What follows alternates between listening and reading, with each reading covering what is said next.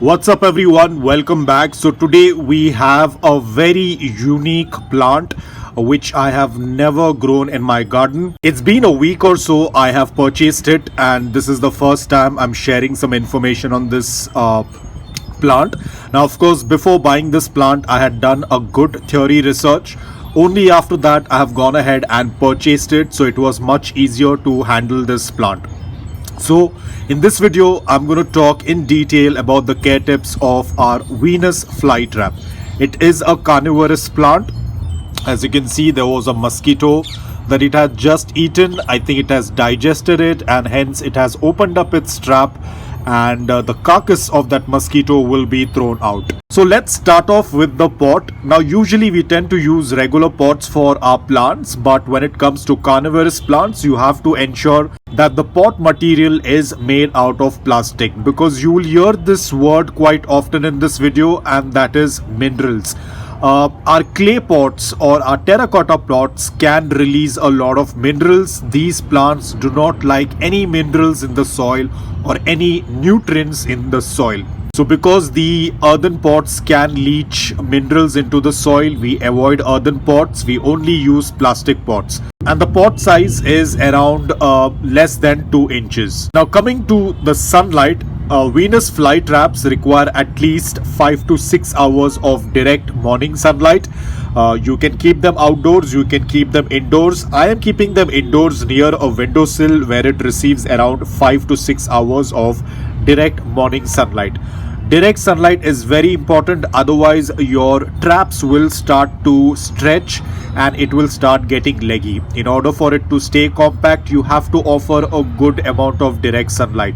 If you do not receive any direct sunlight and you are growing it indoor, then ensure you have a very good quality of intense grow lights.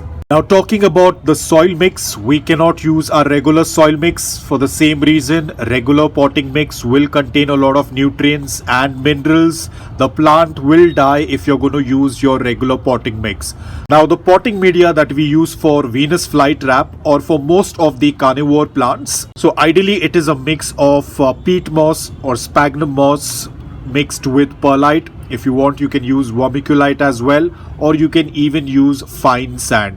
But ensure you are sterilizing everything in distilled water. We will talk about it in some time. So the soil mix should not contain any nutrients. Even after you have made this growing media, you cannot add any fertilizers in the growing media. These plants have adapted or evolved in a very poor nutrient media where there is hardly any nutrients in their growing media. Hence they have adapted in a way wherein by catching insects they tend to obtain their nutrients. So you cannot use any fertilizers or nutrients in your growing media, otherwise the plant will die.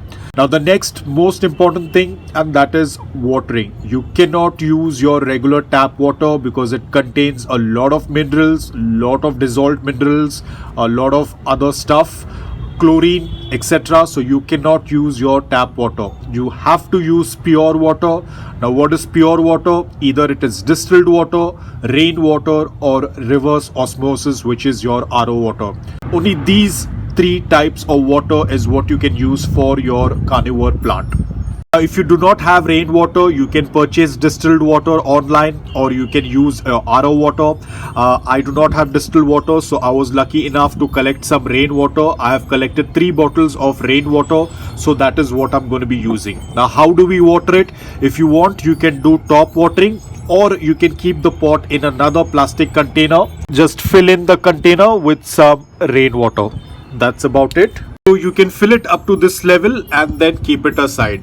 Now what I would say is, once this water is completely soaked up, you can give a day's time for it to dry and then water it once again in the same manner. The potting media will dry out completely, your plant will get damaged, so you have to ensure there is a slight amount of moisture in your potting media. We are not going to be talking about propagation at this point of time because this plant has just come in. I'm still trying to understand. I have got a good amount of theory knowledge. Now it's all about practical knowledge. So far the plant is doing extremely well.